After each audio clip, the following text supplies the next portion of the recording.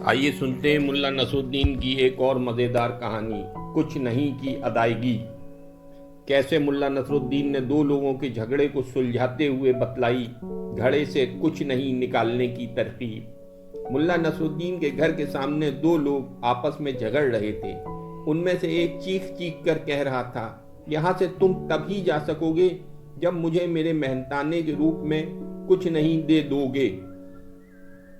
दूसरा आदमी जिसके सर पर लकड़ियों का गट्ठर था बार बार उसकी मिन्नत कर रहा था, बाबू साहब कुछ नहीं तो कुछ नहीं होता है, यह कोई चीज तो है नहीं जिसका आदान प्रदान हो सके। मगर वह आदमी अड़ा था, मुझे कुछ नहीं चाहिए तो चाहिए। मुल्ला नसरुद्दीन काफी देर से उन दोनों की यह दिलचस्प लड़ाई देख रहा था। वह टहलता हुआ उन दोनों के पास आ गया और उनसे पूछा, क्यों झगड़ रहे हो भाई? जिसके सिर पर लकड़ियों का गट्ठर था उसने रुआसे स्वर में कहा, हुजूर, इनसे मैंने सिर पर लकड़ियों का गट्ठर उठाकर रखने में मदद ली है। जब ये गट्ठर उठा रहे थे तब मुझसे पूछा था, तुम इस सहायता के एवज में मुझे क्या दोगे? मैंने इनसे साफ कहा, कुछ नहीं, क्योंकि इन्हें देने के लिए इस वक्त मेरे पास कुछ नहीं है। मुल्ला नसरुद्दीन ने दूसरे व्यक्ति की ओर देखा, मानो पूछ रहा हो कि बोलो, तुम्हें कुछ कहना है? दूसरे व्यक्ति ने मुल्ला नसरुद्दीन से कहा, हुजूर, मैंने कुछ नहीं पाने के लोभ में इस व्यक्ति का गट्ठर उठाया और यह व्यक्ति बिना कुछ नहीं दिए ही यहाँ से जाना चाहता है। मैं तो बिना कुछ नहीं लिए इसे यहाँ से जाने ही नहीं दूंगा। मुल्ला नसरुद्दीन की समझ में सारी बात आ गई।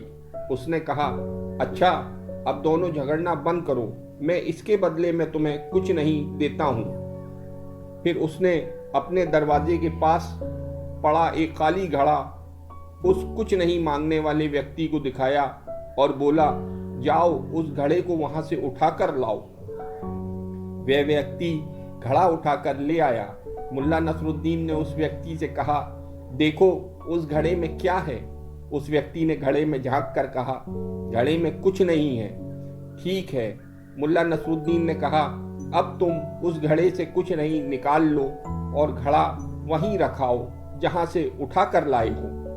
वह व्यक्ति असमंजस की स्थिति में थोड़ी देर तक वहीं खड़ा रहा और फिर घड़ा उठाकर जहां से उठाया था वहीं रख आया और अपनी राह चला गया।